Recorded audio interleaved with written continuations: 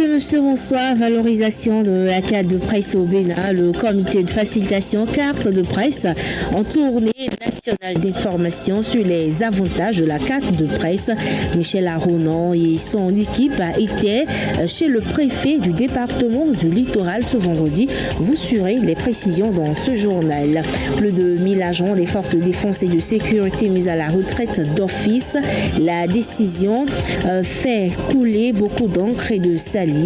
Contrairement à ce que pensent plusieurs personnes dans l'opinion publique, ceci n'est pas une punition selon les précisions du porte-parole du gouvernement. On parle santé mentale avec un psychiatre. Il s'agira essentiellement de la clarification du thème et le traitement des maladies mentales. Selon les statistiques, des centaines de millions d'individus sont touchés par des troubles mentaux dans le monde entier. Vous suivrez les précisions. La page Afrique et la page des sports seront également au menu de cette édition. Bonsoir et bienvenue. Radio Fraternité 96.5. Fraternité FM. Le conseil municipal de Parakou est en deuil. Il vient de perdre un de ses vaillants conseillers, Raoufou Aboumon. L'annonce de son décès a été faite ce samedi 27 janvier, tôt le matin, par ses proches.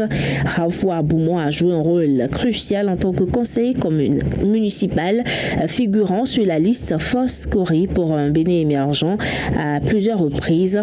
En tant que chef du 3e arrondissement sous le maire Aboubakar Yaya, Raoufou Aboumon est le neveu de l'ex-président de la République Boniaï. On écoute le témoignage de Kassim Oroussoa, conseiller municipal qui a côtoyé l'illustre disparu. Ce matin, nous nous sommes réveillés avec cette triste nouvelle. Cette triste nouvelle qui nous a vraiment touchés. Surtout que nous étions trop proches de l'homme. L'homme, Aboumon Raouf, ancien chef du 3e arrondissement. Vraiment, l'homme étant un homme bon, un combattant pour la cause de l'autre. C'est quelqu'un qui met l'homme au cœur de tout ce qu'il fait. Son combat n'a jamais été pour lui. L'homme a toujours défendu les couches vulnérables auprès du chef de l'État, Boniaï. Il a toujours défendu le faible. Vraiment, nous sommes touchés. Nous venons de quitter l'enterrement. Nous étions à Tchaourou depuis 6 heures pour assister à l'enterrement. Nous l'avons fait déjà. Oui, nous l'avons couché dans sa maison, dans sa vraie maison où nous allons passer par là. Ses collègues retiennent de lui qu'il a été un partisan de la paix, de l'unité et un homme de vision. Kassim Oroussoa regrette un ami, un frère et un collègue. Il présente ses condoléances à la famille éplorée. On l'écoute. C'est un homme qui a le coût du peuple. C'est un homme qui court toujours vers l'unité de la famille. Il a toujours été pour nous... les mots me manquent. La douleur me traverse le cœur. Parce que l'homme, il est trop bon, on ne peut rien face à la volonté de Dieu. C'est quelqu'un qui a de vision, c'est quelqu'un qui veut voir son second évoluer, c'est quelqu'un qui a l'homme au cœur de lui-même. Les condoléances envers sa famille, ses enfants, que Dieu les protège, que Dieu garde sa famille, nous-mêmes, ses amis, que Dieu nous garde, que Dieu nous unisse encore davantage après son départ, que nous soyons encore un, que son départ ne soit pas la base de la division entre nous, parce qu'il a été quelqu'un qui a tout fait pour l'unité entre nous. Donc nous souhaitons que son départ fortifie également notre unité. Rappelons que le conseiller Raoufou Aboumon est décédé des suites de maladie. Au moins un mort dans un accident à Dassazouma. Le drame s'est produit tôt ce matin en face de SOS Village d'enfants. Il s'agit d'un véhicule personnel qui a percuté un conducteur de taxi-moto et sa cliente. Le ZEM est décédé sur le champ et la cliente grièvement blessée a été transportée à l'hôpital pour des soins intensifs. Selon les informations qui nous sont parvenues, le conducteur de taxi-moto a stationné au bord de la voie pour prendre du carburant lorsque le véhicule l'a percuté. Bilan, un mort, un blessé grave et des dégâts matériels. Rappelons que cet accident a eu lieu au même endroit où s'est produit l'accident mortel du 29 janvier 2023. Autre Autre volet de l'actualité, une autre santé. Dans ce journal, on parle souvent peu et pourtant, elle constitue un problème de santé publique. Il s'agit des maladies mentales. Selon les statistiques de l'Organisation mondiale de la santé, ce sont des centaines de millions d'individus qui sont touchés par des troubles mentaux à travers le monde.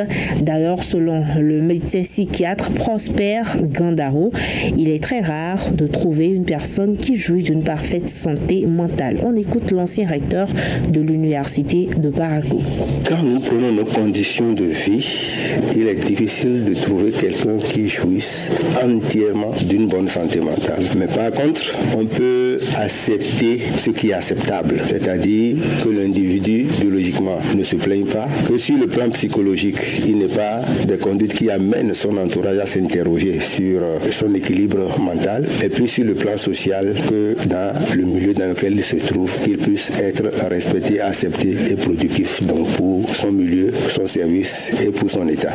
Les troubles mentaux sont des troubles qui surviennent quand dans un volet, soit biologique, psychologique ou social, qui est des dysfonctionnements dans ce domaine-là. Et ces dysfonctionnements peuvent être au niveau de l'humeur, c'est-à-dire on peut avoir des déprimés ou l'inverse des maniaques, ou entre les deux, déprimés et maniaques. On peut avoir des troubles sur le plan physique qui peuvent amener le sujet à ne pas être en équilibre.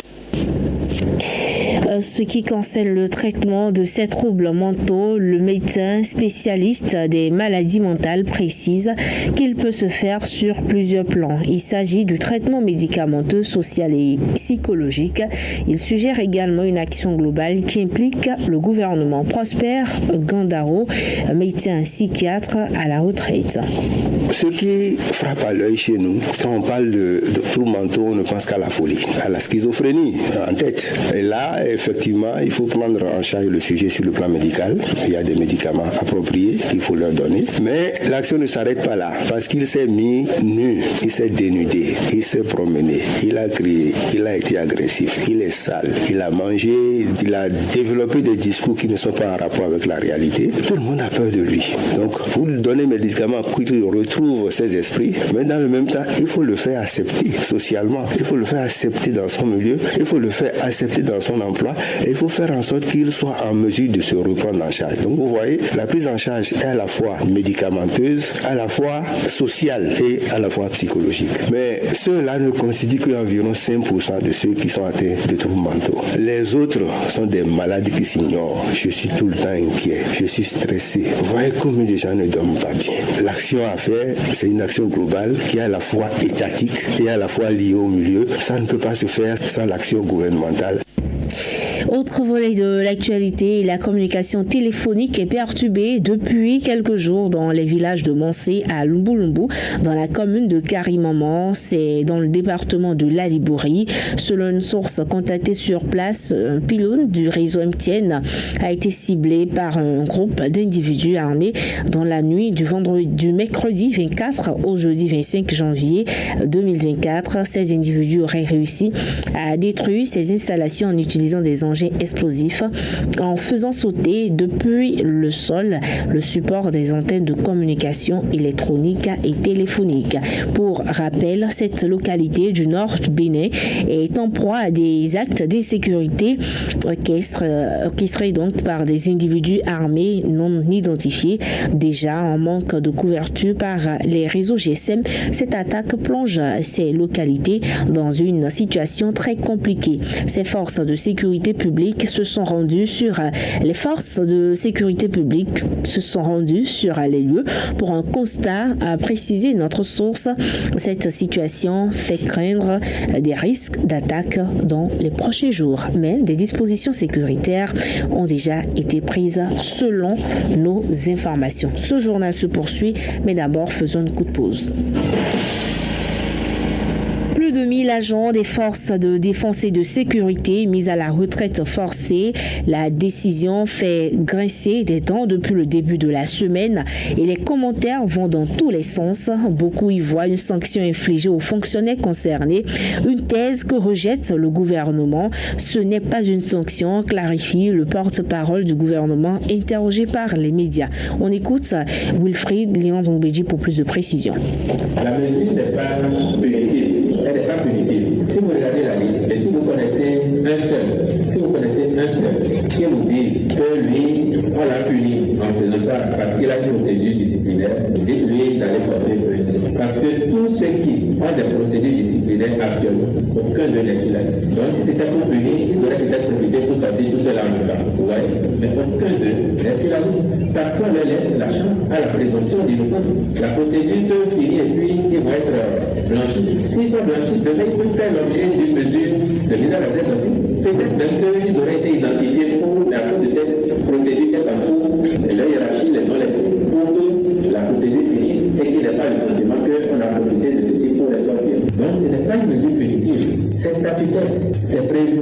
Maintenant sur le nom, sur la fréquence, c'est la discrétion des responsables de cette ordre. Wilfried Liandrongbeji a profité de l'occasion pour assurer que les 1114 agents mis à la retraite recevront leur pension dès le premier mois suivant leur admission à la retraite. Pour rappel, la décision a été prise conformément à la loi 2020 portant statut spécial des personnes des forces de défense et de sécurité. Wilfried Liandrongbeji, porte-parole du gouvernement. Ce décret dit que, nonobstant la pension de retraite normale à laquelle les intéressés ont droit dès la mise à la retraite d'office, ils bénéficient d'une allocation. Ça se passe comment? Si par exemple vous êtes bien à la retraite d'office, alors que objectivement, sans ça, vous seriez à 5 ou 10 ans de votre retraite, la pension de retraite que vous percevez n'est pas amputée du temps que vous n'avez pas effectué. Vous comprenez? Parce que c'est pas vous qui avez demandé à partir. C'est pour ça qu'on fait la nuance entre retraite anticipée et retraite d'office. C'est pas vous qui avez voulu. Donc votre pension vous est versée intégralement. Mais pendant la première année, le complément qu'on vous fait vous permet de garder votre salaire actuel hors prime de responsabilité si vous en aviez. Si vous étiez à un compte de responsabilité, par exemple, vous avez des primes qui vont avec. Si vous êtes concerné par la mesure, vous n'auriez plus ces primes de responsabilité, mais vous avez une allocation qui va compléter votre pension et qui ferait que sur toute la première année, vous avez votre salaire normal. Sur la deuxième année, ça diminue un peu, mais après vous avez votre pension normale jusqu'à la fin. Donc vous voyez très bien qu'il y a du social qui va avec, parce qu'on tient compte des réalités. 1 milliard de francs CFA, c'est la somme allouée au ministère de la Culture dans le cadre des Vaudons Days. Le porte-parole du gouvernement a levé le voile sur la question liée aux investissements pour cet événement culturel. Le porte-parole du gouvernement face à la presse n'a pas voulu aller dans les détails. Néanmoins, ces précisions viennent mettre fin à la polémique autour du sujet. Et puis, débat autour de la révision de la Constitution béninoise. Les lignes ont commencé par bouger. Le parti Bloc républicain vient d'introduire ce vendredi une proposition de loi dans ce sens à l'Assemblée nationale. C'est le président du groupe parlementaire Bloc républicain, l'honorable Hassan Seibou, qui porte cette initiative. Le BR a dans un premier temps souligné les incohérences contenues dans la Constitution du 7 novembre 2019. Des incohérences qui portent sur les articles 151 à 153 et liées à l'organisation des élections générales de 2026. Le parti du Cheval Cabré, au vu des difficultés liées au parrainage, propose l'inversement de l'ordre des élections. En clair, plutôt que de tenir les élections communales et législatives avant la présidentielle, tel que c'est le cas actuellement, le BR suggère l'organisation de la présidentielle avant les communales et les législatives. Cependant, les fondamentaux tels que le nombre de mandats, la limitation d'âge, la forme de la République et la laïcité de l'État ne sont pas touchés. Une proposition que partage l'Union progressiste Le Renouveau. Par contre, côté démocrate, on joue encore la carte de la prudence. Le parti devrait tenir une rencontre lundi prochain pour définir sa position. Opérationnaliser les avantages de la carte de presse au Bénin, c'est l'objectif d'une tournée nationale entamée par le comité de facilitation carte de presse. Michel Aonon et son équipe étaient en audience à la préfecture du littoral ce vendredi. Objectif, expliquer aux autorités l'importance de la carte de presse et ses avantages pour le journaliste. Le président du comité de facilitation carte de presse a rappelé le bien fondé de leur déplacement. Il estime que les autorités ont le droit d'être informées de l'utilité de la carte de presse. Michel Aonon est aussi revenu sur les dispositions prévues par la RAC. On écoute le président du comité de facilitation carte de presse. Nous sommes organisés, nous avons dit, nous allons faire la démarche auprès des autorités pour solliciter votre appui, votre collaboration et votre soutien à l'initiative. L'initiative, c'est quoi? Lorsque nous quittons la loi 2015, dont je vous ai fait cas, que vous connaissez très bien d'ailleurs, vous avez la loi organique relative à la RAC, la 2022-13 du 5 juillet 2022, qui, à l'article 11, a indiqué que c'est la RAC qui délivre la carte de presse. Ce qui a été fait. Ça porte la signature du président de la RAC, Rémi Prosper Moretti. Alors, après ça, vous avez une décision qui a été prise par la RAC le 26 avril 2013. C'est la décision portant réglementation de la carte de presse. En réalité, la commission technique de la carte de presse qui étudie les dossiers fonctionne sur la base de cette décision pour étudier les critères, les pièces à fournir, le nombre d'années d'expérience, les diplômes professionnels, les diplômes académiques. Tout ça, c'est dans cette décision. Cette décision est rendue depuis 2013 et c'est cette décision qui est encore en vigueur. Et c'est sur la base de cette décision que les dossiers ont été étudiés et les cartes ont été attribuées. Une fois la carte de presse obtenue, le journaliste doit nécessairement jouir de ses avantages. Il s'agit entre autres de l'accès facile à l'information, l'accès à certains lieux. Michel Arounon, président du comité de facilitation carte de presse, qu'on écoute. L'institution de régulation des médias a indiqué les avantages liés à la détention de la carte de presse qu'elle délivre. À savoir par exemple que lorsque le journaliste est détenteur de la carte de presse, qu'il a droit d'accès aux sources publiques d'information. Ça veut dire quoi? Si quelqu'un se présente à la préfecture ici et qui se présente comme journaliste, si les cadres ou bien les services compétents n'ont pas la preuve qu'il est détenteur de la carte de presse, ce n'est pas possible. Mais s'il a la carte de presse, la loi dit qu'on doit lui faciliter l'accès à l'information. Qu'est-ce que nous constatons, monsieur le préfet? Nous constatons que les gens préfèrent donner plus de force à des badges signés par des simples comités d'organisation d'événements pour interdire à des journalistes qui sont détenteurs de la carte de presse d'avoir accès aux lieux publics. La même décision dit que pour ce qui concerne les services de maintien d'ordre, que la police doit pouvoir avoir un regard bienveillant vis-à-vis des journalistes qui sont détenteurs de la carte de presse dans le cadre de l'exercice de leur métier. Il suffit qu'ils se présentent et que de façon vraiment courtoise, qu'ils disent qu'il est journaliste et qu'ils donnent la preuve qu'il est journaliste. Et dès qu'il fait la preuve qu'il est journaliste, les forces de défense et de sécurité qui sont sur les lieux doivent lui faciliter l'exercice de sa profession. Nous sommes en pleine campagne de commercialisation du soja, mais cette campagne ne comble pas les attentes des acteurs de cette filière. C'est le cas du président de la FENAPAT, la Fédération nationale des acheteurs des produits tropicaux et agricoles du Bénin. Selon Boukari Ibrahim, l'État a pourtant joué pleinement son rôle pour une campagne agricole fructueuse. Et cela s'est traduit par la réduction de la taxe et la suspension de l'agrément. Suivez l'appréciation de Boukari Ibrahim. Il est le président de la FENAPAT. La campagne en cours, c'est une mauvaise campagne. Je pense bien que l'État fait tout ce qu'il peut pour que tous les produits soient vendus. Vous voyez, de 140 000 francs, la taxe s'est ramenée à 30 000 francs. Qu'est-ce qui dépasse ça encore? Et aujourd'hui, ils ont enlevé aussi l'agrément. Ça dit, même si tu as ton argent, tu peux aller assez et exploiter. Non, ils ont enlevé l'agrément parce qu'avant, il faut passer par le ministère du Commerce, fait des formalités, payer, cela n'existe pas. Donc c'est ce qui fait que beaucoup d'exploitateurs sont là maintenant à la Sonicor en train de lancer. Si puis même on se prépare pour commencer. Ce n'est pas dit qu'ils vont pas assez. Ils vont assez aussi et c'est la transformation. Donc c'est pour dire que le marché continue, mais la seule chose, les prix qu'on attendait, les gens n'ont pas ce prix. Parce que tous les pays aujourd'hui sont devenus producteurs de soja.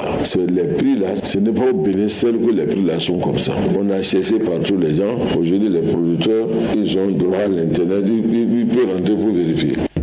Le Bénin est devenu une référence dans la filière soja en Afrique et même dans le monde. Et cet acteur de la filière s'en réjouit. Mais pour que le Bénin continue de jouir de cette notoriété, les efforts à tous les niveaux doivent se poursuivre. Ibrahim Boukari, le président de la FENAPAT, s'explique. Tout le monde est en train de copier le Bénin. Qu'est-ce qui fait que le Bénin, c'est à manger les producteurs, c'est le soja, c'est le coton, c'est la cailloute? Non, cela n'empêche pas que les gens viennent. Ils ne payent pas l'agrément. Nous leur demandons ces exploitateurs-là de venir. La porte est grandement ouverte pour que nos producteurs puissent vendre. Mais seulement que le produit n'est pas bon, de ne pas les mettre dans les sacs.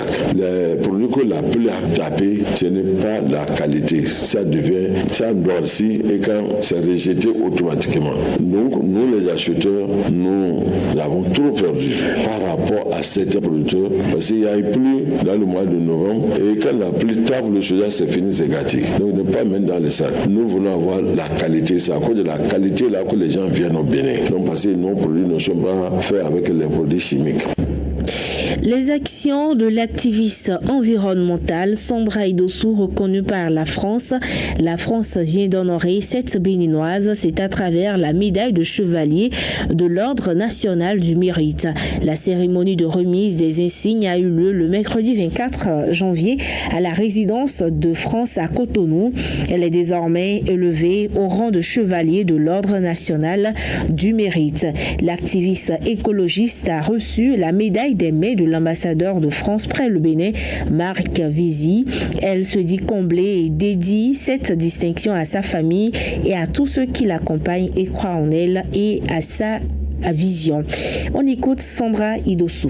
Bien évidemment, je la dédie d'abord à ma famille qui me soutient, qui m'encourage et qui m'aide à continuer dans cette lutte, mais je la dédie aussi surtout à toutes ces personnes qui portent ce projet et mes différentes initiatives avec moi, toutes les personnes qui m'encouragent, qui me soutiennent, qui prient pour moi et qui financent ces activités.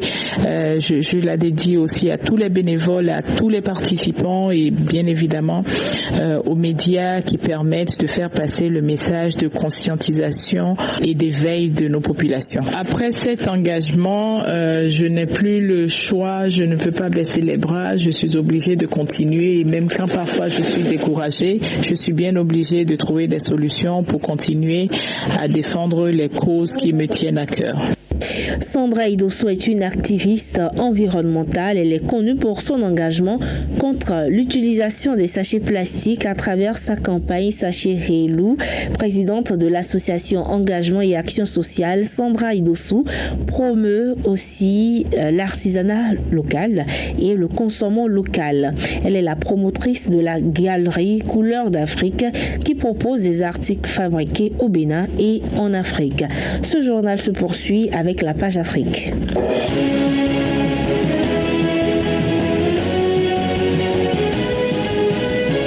Cybèle, les sortants migrants, bonsoir. Bonsoir. RDC pour commencer, au moins 19 morts dans une attaque attribuée au M23.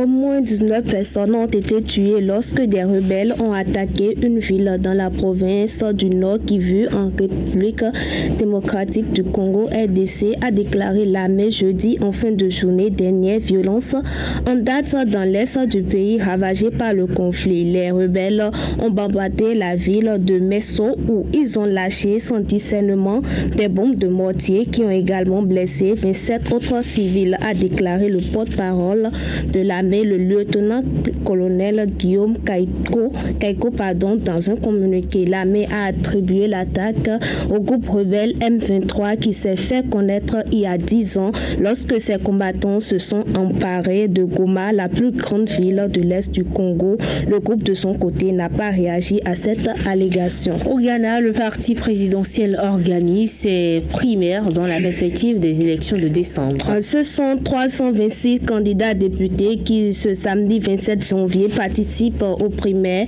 du parti présidentiel. Un scrutin décisif qui définira en partie la stratégie du nouveau parti patriotique en vue des élections présidentielles et législatives du 7 décembre 2024. Renouveler les candidats du parti présidentiel, c'est l'opportunité d'être plus compétitif face à l'opposition actuellement en tête dans des sondages.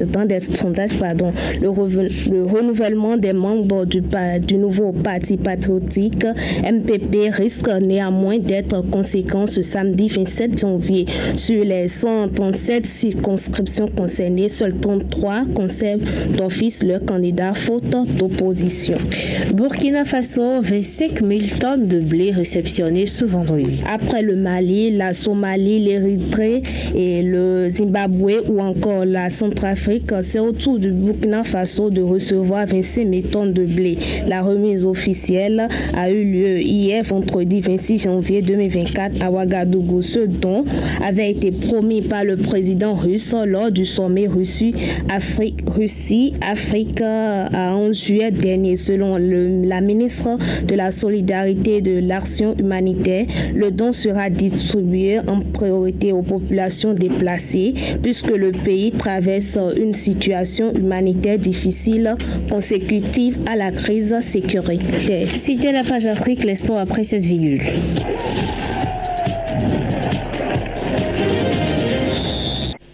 Les sports, c'est avec vous, Epiphane Chabi, bonsoir. Bonsoir Fidélia Biao. Cannes 2023, la première rencontre des huitièmes de finale démarre avec 2 cartons rouges. Oui, après avoir terminé donc à la phase de groupe invaincu et premier, 7 points pris sur 9 victoires contre le Burkina Faso et la Mauritanie et un nul avec l'Algérie. Les Angolais essaient donc d'atteindre les quarts de finale de la Coupe d'Afrique des Nations. L'équipe mène donc 2-0, les Palancas Negras bien sûr, qui mène 2-0 face aux Warriors de la Namibie à la mi-temps par 2-0 ce samedi au stade de la Paix à Bouaké en Côte d'Ivoire, un match des huitièmes de finale. Et c'est l'attaquant angolais Gelson Dalla qui a reçu un doublé à la 39e et à la 42e minute. Les deux équipes jouent en infériorité numérique tel que vous l'avez dit. Un carton rouge reçu donc en premier par le gardien de l'équipe de l'Angola, Neblou, sur une sortie hasardeuse à la 17e minute.